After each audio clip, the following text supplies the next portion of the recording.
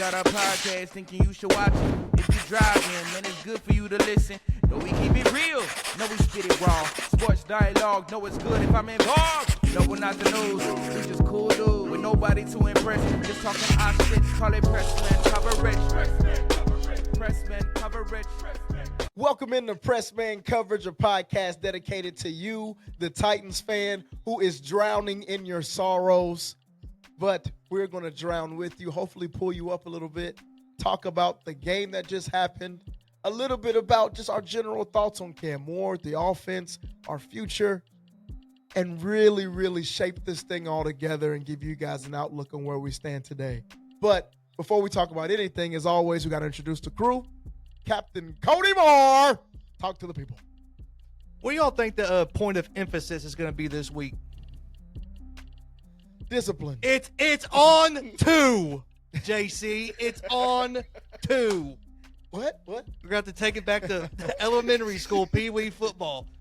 I remember playing Little League football, dude, and when the play wasn't on one, we would go, it's on two. It's on two. We whisper to each other. We say it 7 times. Maybe that's what we got to do to JC Latham. Ridiculous. Sauce, talk to the people. Hey, I mean, you know, I'm Mr. Excuse Man. I got all the excuses for every player on this team, but hey, I for some reason I just don't have anything in the repertoire for old JC Latham. But nonetheless, we're here, man. Yeah, I mean, y'all just stay with us, man. Pray for us. I'm out in the streets. People keep saying, man, it's tough for them Titans right now. And I know it, buddy. But they let us know is who's strong and who's hanging with us right now. So hang in there. We're going to continue to have fire content. Make sure you like, comment, and subscribe. Liam, how you doing, brother? Man, I'm solid, man. I appreciate you asking for 2 episodes in a row. I never thought I'd see today. Let's go. Thank you guys so much, man. But no, things are going well, man. I appreciate you asking. I'm dealing with the Tennessee weather as I'm a little raspy today on my DMX flow. Aren't we all, dude? But that is just life. 71 day, 22 next. Who cares? Welcome to Nashville.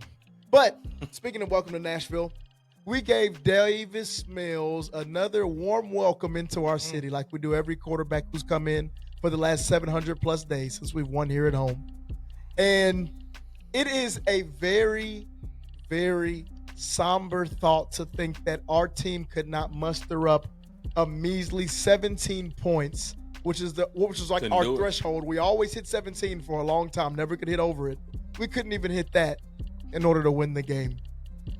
Pretty rough. Cody, there was progress. There was progress. We didn't get shut Y'all out. felt like Oh, okay. When you say it like that. And okay. we've covered the spread 2 weeks in a row. Hey, there we go. I'll take something. Anything. We've shown Vegas.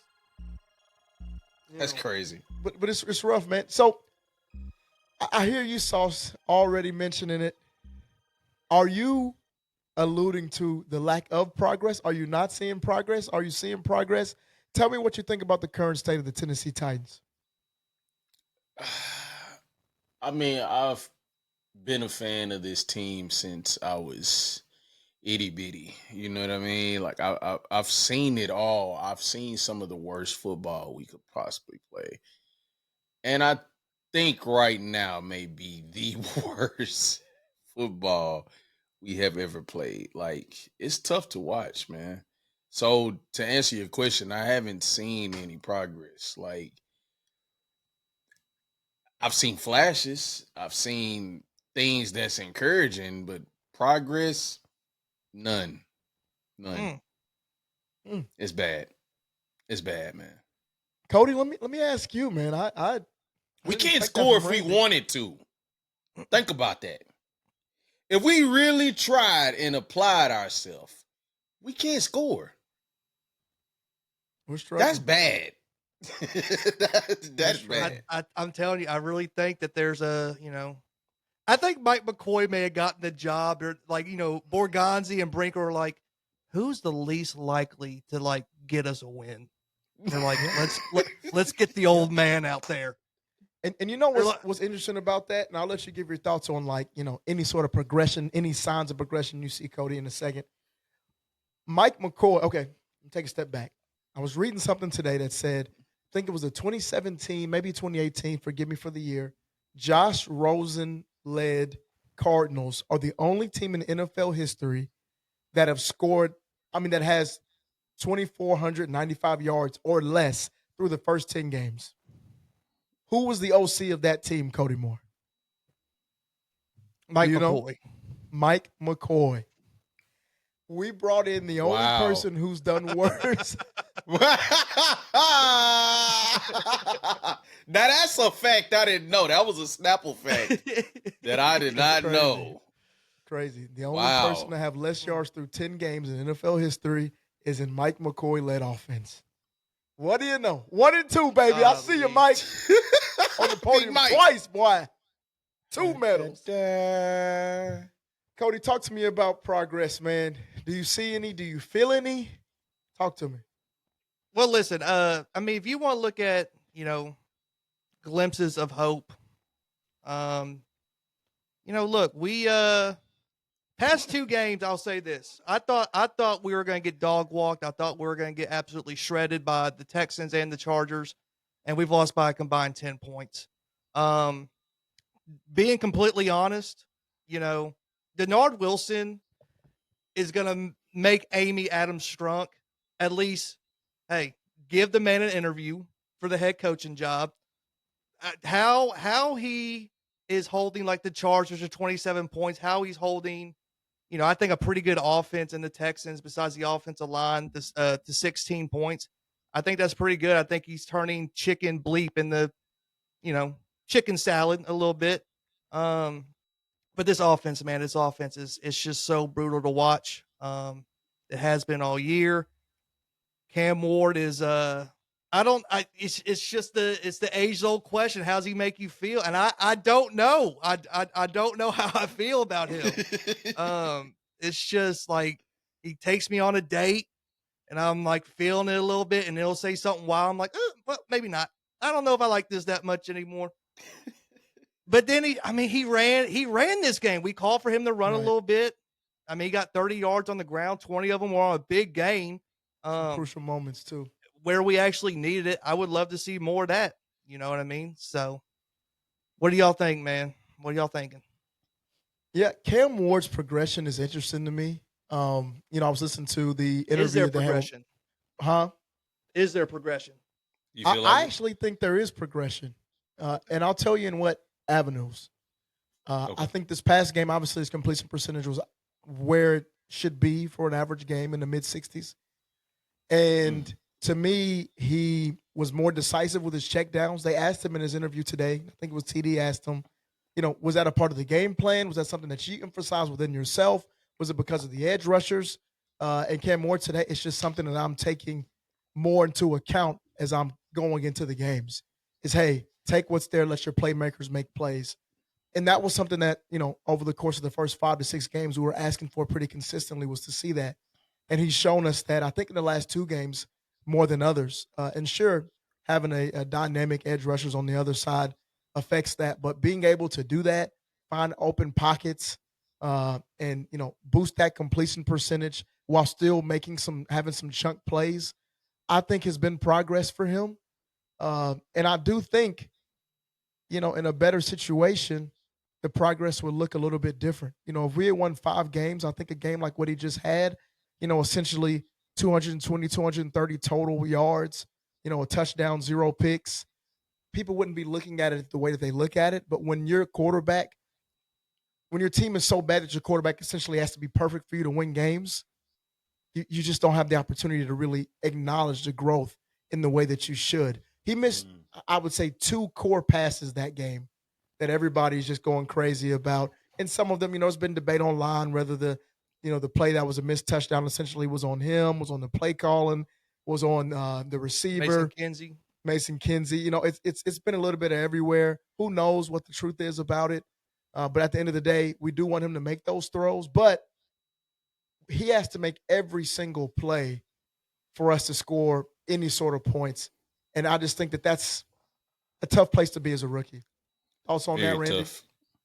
Very tough spot to be in just for Cam Ward. I love how you put in perspective in saying that, with the team being that bad, like Cam essentially has to play has to play perfect ball. Like he has to put the whole entire team on his back.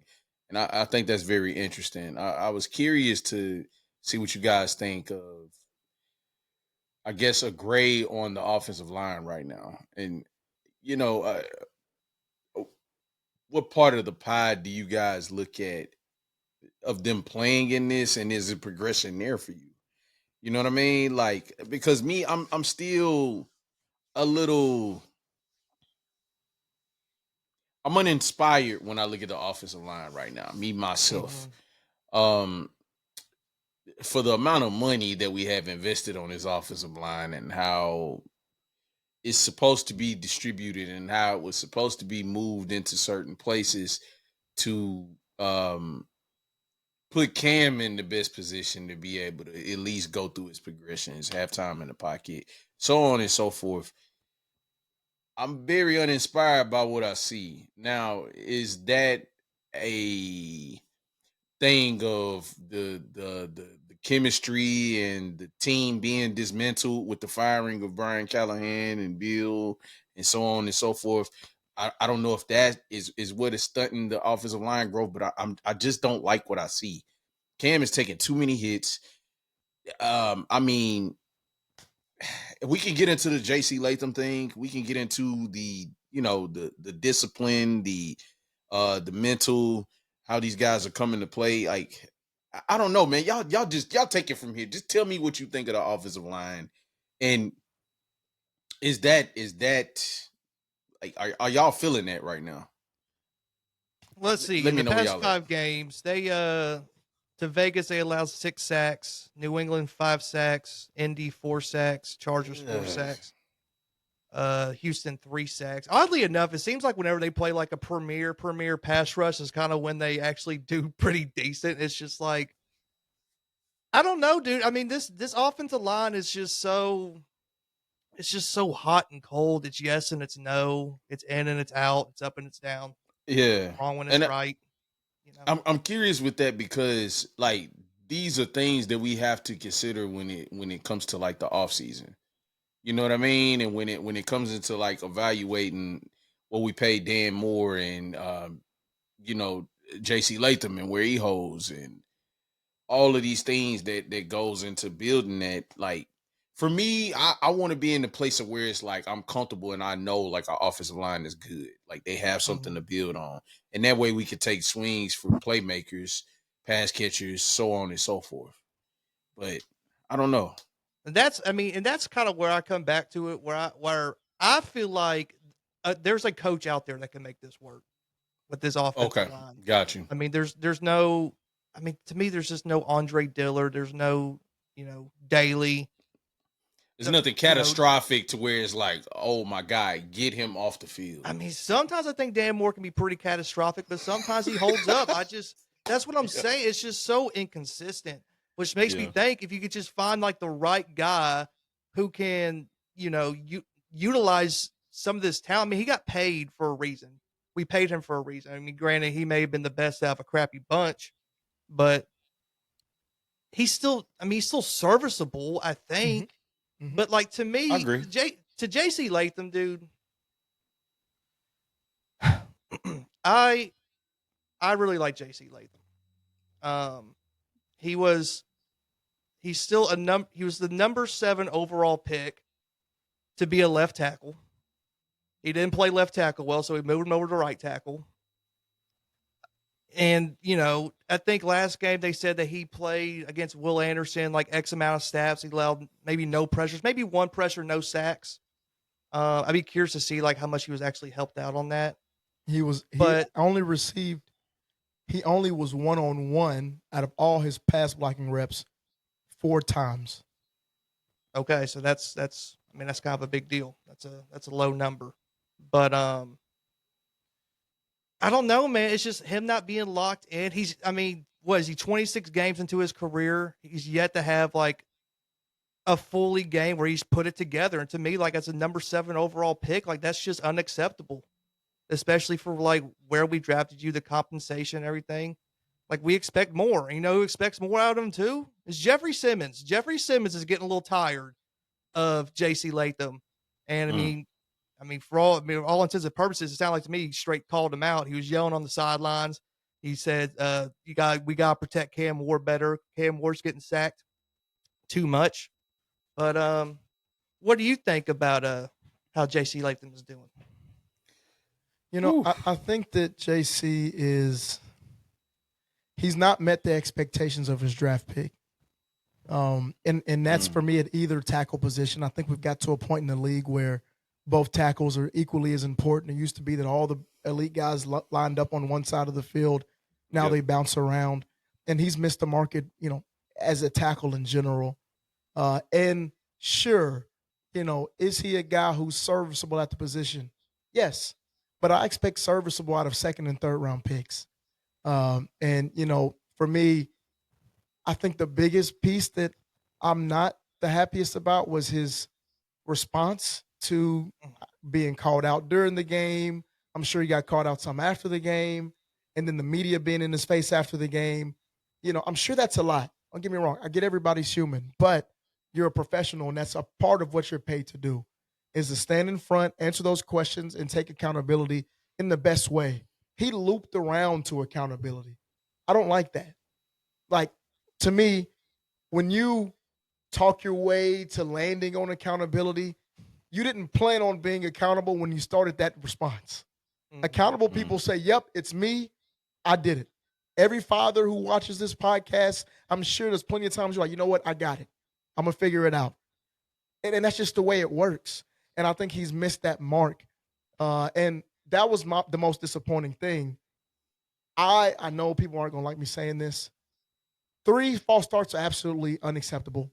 But I think from a blocking standpoint, he did solid against one of the elite pass rushers. That all is negated, and nobody's going to bring that fact up because of your attitude after the game. Those are the things that I can't deal with, and those are the things that I think that they're trying to change from a culture perspective. Do I think he's a cancer to the culture? No, I don't. Do I think this could be a learning lesson for him? I do, because I think that he had built-in excuses for himself mentally coming into his rookie year. Hey, I'm a rookie. I'm still figuring this stuff out. Team's not good. This side, I'm like, hey, I'm switching positions. Oh, I got hurt. Like, now he's like coming all the way back right. And this is his first time being challenged with adversity where he feels like he's right. He feels like he should be doing it. And it's maybe the first time in his life he's had to be accountable for not being good enough in football. And he's got to handle that a lot better. Randy, what also are your his thoughts? first time in his life being a loser. I mean, yeah. He went to IMG Alabama. and he went to Alabama. Yeah. I mean, like man. all he's done is win.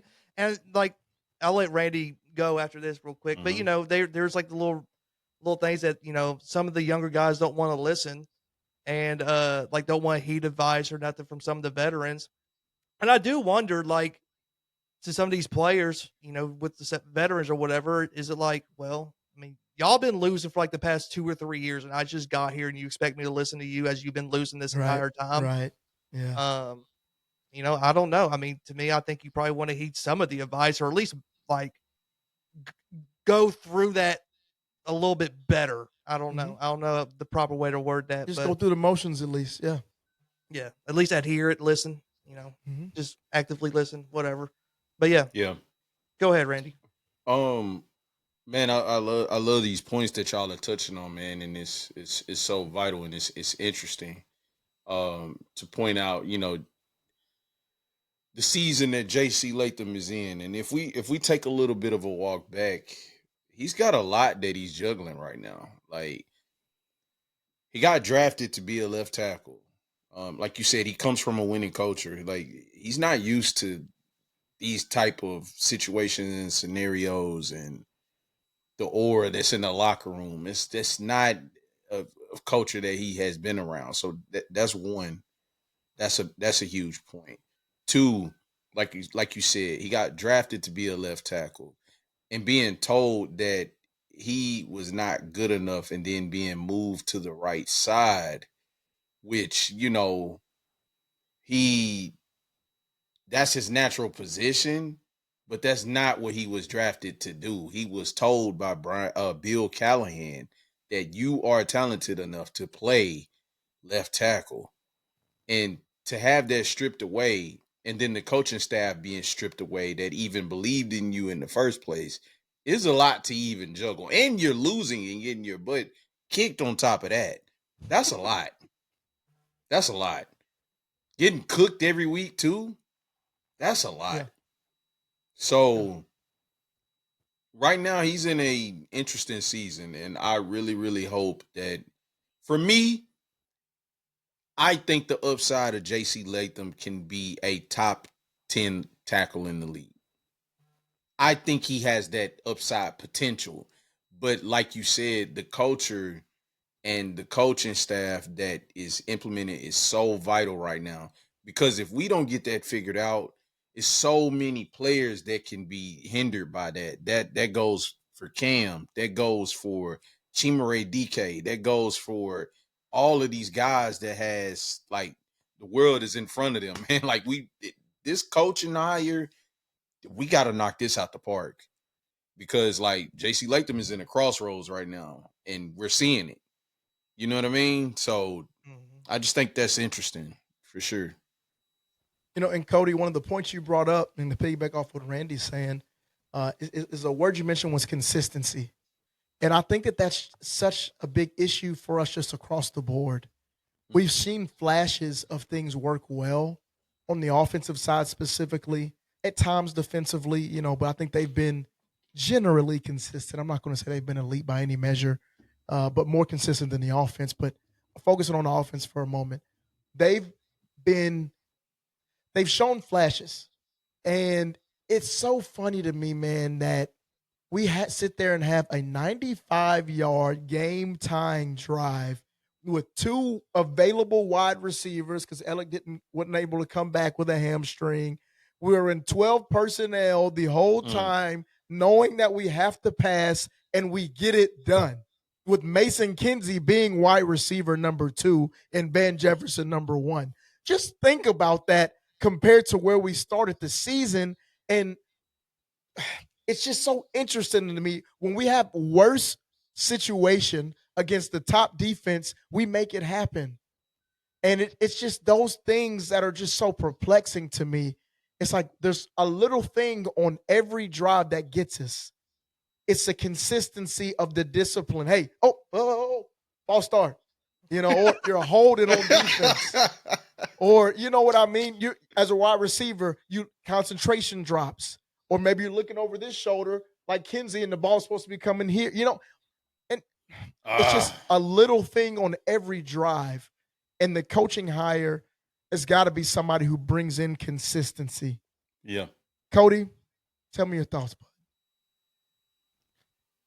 I just, this offense, dude, it's just, there's nothing to believe in. There's nothing to believe in besides Cam Ward. And maybe Chimere DK and Io Manor. We lost Ridley. He broke his broke his fibula. Man. His first play back after missing 4 games. Dude, that's just, on a reception too. Just absolutely brutal. This team needs a running game. This team needs a running game. Hey. Like something. It's just absolutely absurd. We cannot run the ball at all. It's just nobody's scared of it. Nobody's worried about TP. And I don't think nobody's really worried about Tajay Spears, to be completely honest with you. And I'm a Tajay Spears truther, especially when it comes being compared to Tony Pollard. But the more I watch this offense play, the more I think things just need to be simplified. Just run the ball, get yourself a good running back that can run it 20 times a game, take the pressure off of Cam Ward, and do play action passes. It worked, 4 years ago, guys, to the number 1 seed. So I just think things need to be more simple. And you're right, man. And you talk about the running game. Cam Ward was our leading rusher last game with 33 yards. We haven't had a quarterback, running back, whatever, have over 60 rushing yards since week 5. 60 from a single player. We have not had that since week 5, man. And mind you, that was 67. Before that was 64. And week 3 was 45. We had one 90-yard game of rushing. We had one game over 70 yards rushing from one player all season. Like that's just ridiculous. And another piece of it is we can't get the run game started because we're behind so freaking much. The Yeah. second half of every game, the running game is eliminated. We have a half a game to get a running game established. And when we do try to run the ball, the teams know we're trying to establish it and they hit us in the mouth. There's no type of complementary football happening because we just aren't consistent enough. We're in 1st and 15. Well, we know what you got to do. Here comes a check down for maybe 5 or 6 yards. Like it is just it's a very frustrating place to be. Mainly because it's tough for me personally. I'm not going to say us, but me personally to gauge the success of anybody on this team because so many pieces seem to be broken. And I know a lot of that comes with head coach transition in the middle of the season, play calling transition in the middle of the season, O-line coach gone in the middle of the season. Some very pivotal positions. Your best wide receiver gets hurt. You got rookies you're dependent on. You got Van Jefferson who couldn't freaking be dependent on if he was a diaper wrapped around a baby's bottom. It's just one of those things where how do we expect anybody to be successful with this type of inconsistency around them organizationally Yeah. bigger than anything? So, a couple episodes ago, we did the truth about Cam Ward, and I made a post about it, and I'm actually going to read a couple of the comments just from like people in the fan base, kind of like what they said, and let me just get your all's take on it. So this is from at Kevin the Doodle. Stupid, incompetent, first overall pick, had a franchise QB in Levis under Vrabel, threw 4 TDs in his first start. Callahan was the problem last season. Now you've got Ward, who's thrown 4 TDs total in 9 full games. Better trade Cam or Will for multiple picks and shore up this pathetic line. What do you think about Kevin the Doodle and his take on Cam Ward being an incompetent first overall pick? Oh wow. Incompetent? Kevin, I really, really appreciate the comment. First of all, we appreciate all comments. Like, comment, subscribe. There's something we're going to do more is read some of your comments live. But you lost me when you said Will Levis was a franchise quarterback. Let's not forget that Will Levis threw 4 touchdowns in that game and finished the season with 8. Talk to him. Talk to him. Like with talk to more him, weapons, please. with more weapons, and somebody take it away. Okay, so this is at Hunter Thorpe. The truth about Cam Ward is that he can be great. Got to clean up the inaccuracy and fumbling issues. Has insane arm talent, but nothing to show for it because it's his supporting cast is nothing but 4th and 5th round picks. He's like this entire fan base is just like completely. I mean, we're on separate sides. Yeah. I mean, it's honestly just how you feel watching him. And I think I'm somewhere in between. He just needs to hit the easy ones. And we keep saying that he's got to hit the easy ones. But dude, you're a freaking number 1 overall pick. You're an NFL quarterback. You've got to hit the easy ones or you're not going to be successful. You're not going to be here long, quite frankly.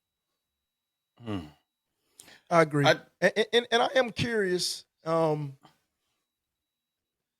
don't watch a whole bunch of other teams play. I wonder how frequent other elite quarterbacks have easy misses in a game. Mm-hmm. Do you guys think that that's common or uncommon? I would say it's probably uncommon, to be completely honest. I mean, it's elite uncommon. Ones? Yeah, the elite ones, they don't miss easy throws. And then on top of that, I mean, we can even take it down a tier to like, just good to average quarterbacks or quarterbacks that fit a system. Let's take Brock Purdy. It's kind of, I was going to say a Brock Purdy or a Jared Goff for an example. But I mean, even one that's more relevant right now is Daniel Jones, and I mean, I hate it, but they scheme up the play calling it's just extremely easy for him. It's easy for him to digest, like the stuff that he's doing in Indianapolis. We've never seen him do in New York. You know what I mean? And it's just like, I mean, you got the Baker Mayfields that He went to a system that fits him. He had his struggles with the Browns. He had the talent around him. You know what I mean? And it just didn't click. He had the Odell Beckham, the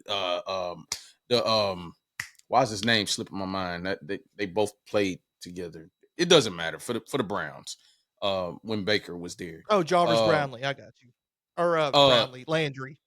yeah, there you go. Yeah, there it is. There it is. Yep. Jarvis Brownlee. Yeah, I was blanking. But yeah, and have the talent around them, have the run game, have all of what you need, the defense, and still not able to put it together. Uh Go to Tampa, turn it around. I mean, they made it easy for him, and then his confidence built. Well, no, I'll tell you what sparked it. He had 1 week, and this will let me know with the coaching staff. He went 1 week with LA, and that game that he went and just lit it up with McVay. McVay schemed it up. So it's certain coaches that just like they could take anybody and like scheme something up and have a successful day. What's the quarterback for? I mean, what's the coach for the Vikings? O'Connell. There you go. He has anybody for a plug in, and they're gonna at least be competent. You know what I'm saying? So I just think we just need something like that. We need a coach like that can just make it easy for Cam. I think he has the talent. He has the ability to be able to make those easy throws. Make it, it just feel like they're struggling out there right now. It feel like they're just all over the place. The Titans, at least, but yeah. Do y'all think he needs to shore up his throwing motion? The sidearm. And I don't know why, but I feel like just recently, especially this last game, I feel like he just got his passes batted down like a normal or abnormal rate. And he's 6'2". He's not the tallest guy, but he brings the ball down. He throws it sidearm. And he makes himself like 5'11". I mean, I understand that. I mean, for me, I felt like, they just had his number right there. You know what I'm saying? It's certain where it's like, all right, you're not winning the rep as far as on the defensive lineman. So, all right, I'm gonna jump. I'm hands up. You know what I mean? It's what can you do? With but would that that happen if he threw it like overhanded or whatever, like a regular quarterback? I think all quarterbacks have batted passes. Yeah, I don't think so. I've seen with Justin Herbert. I've seen Justin Herbert have a week where like he had offensive line woes, and they were just batting it down all game, batting his passes down. It was one of those weeks where they had just a bad offensive week. I mean, it happens. Justin Herbert, he's pretty tall, so I think anybody could get guy. It's just a matter of how do you counter that. So, all right, if back to the coaching, you know what I'm saying? Being able to adjust on the fly. Like, all right, are you doing more behind the line, quick passes or whatever? Like, whatever to like counter what's going on.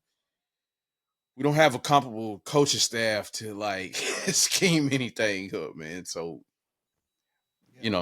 Cam's trying to make something out of nothing. It's bad, man.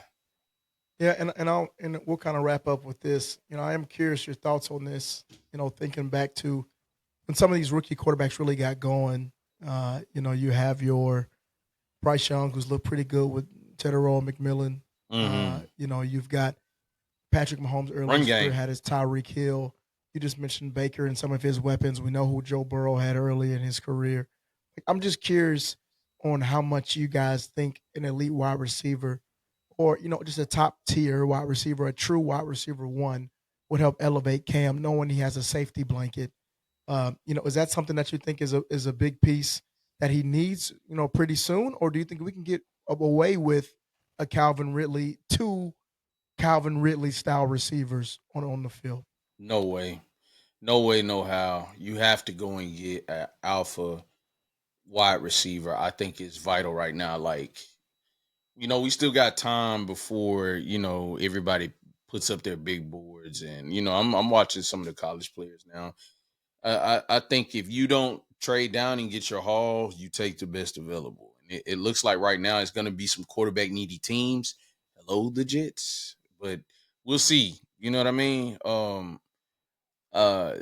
If you're in that position and you can work a trade down and get your elite wide receiver, go in a uh, I think it's dope how some of these teams this year has got really good swings on late round running backs. Some taking them high and they're panning out, and some they've got some late round gems. The Quinshon Junkins, the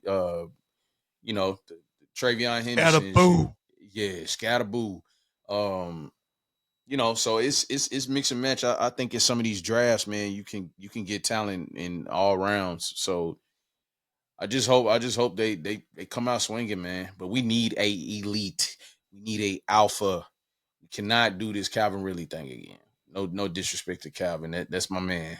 Riddle man. Shout out to you. Yeah, and that's part of the reason why I say like this offensive line stuff, it has to work. Like, Man. we can't just keep spending premium picks on tackles. Yeah, They have like the next coaching staff, and really it's probably could be even more important than Cam Ward. This next coaching staff has to make this work with this quarterback and this offensive line. That way we can get the wide receiver. and We I, can and, get and the I, edge. and my bad to cut you off, Cody, but I truly believe it can happen because, like, just think of those years before when we drafted J.C. Latham. Look at the situation that John Harbaugh stepped into with Herbert and all of that. We thought that offensive line was shot. He was able to go and get Joe Alt and just make everything else work. Heck, they're even trotting out their second and third string linemen and still able to at least compete. And it's just like, all right, yeah, man, yeah, we got to get a plan together, man. Bad coaching, bad drafting, no depth. I mean, it's the worst roster. I would probably assume it's probably the worst roster in NFL. Ain't no probably about it. Okay, yeah. And look.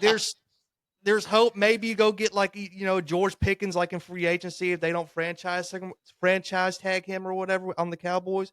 But we traded Jarvis Brownlee, and George Pickens is more insane than Jarvis Brownlee could ever be. He got drafted with the ski mask on, bro. Like, Yeah, so it's one of those things where and we'll break down free agency coming up for you guys, fellas. We'll be breaking down coaching candidates. We'll be breaking down draft info. I mean, we've got a lot coming for you. But today we were talking about the reaction to the game. Like, sure, we can talk a little bit about it. We've heard all about it all week. Where are we at right now? Aside from hell, because that's what we're at. we're only a week from Thanksgiving, Lim, so you can be thankful that we're 1 week closer to Mike McCoy not coaching this team anymore. That's it. Thankful for that. I got nothing else. This is. I'm good, man. And be completely honest, thank you, Jeffrey Simmons, for like stepping up and saying something. And really, I think that's part of the reason why Borgonzi wanted to keep him. Like, he refused to trade him. I think that's a major part of it, is the fact that he has that leadership, or he's trying to evolve that leadership, or he's one of the main few that's got the nuts to say something Right. to whoever's on the team that's messing up. And to me, if you're going public with it, that means it has been working privately. So, I don't know. Kudos to you, Jeffrey Simmons. Thank you. Yeah, hopefully he registers. Sometimes we got to let them young boys know. Well, look, thank you guys so much for spending some time with us. We'll be back here again soon to talk about the upcoming game against the Seahawks. Lord have mercy. If you guys have anything for us, please, please, please like, comment, subscribe, shoot us a DM, email us at info@pressmancoverage.com. We'd love to hear from you. We'll chat again soon. Peace. Pressman.